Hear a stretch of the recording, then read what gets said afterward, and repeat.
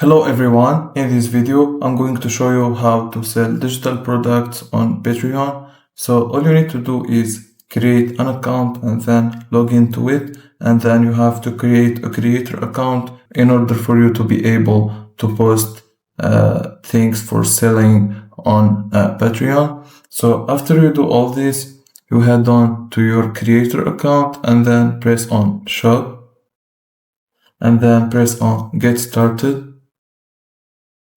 Now you need to put a title for your digital product, for example, video of a dog playing football, and then you put the price, for example, and then you give a description for your video of 20 minutes, and you give some deep description about your product, and then you press on publish product, and that's it.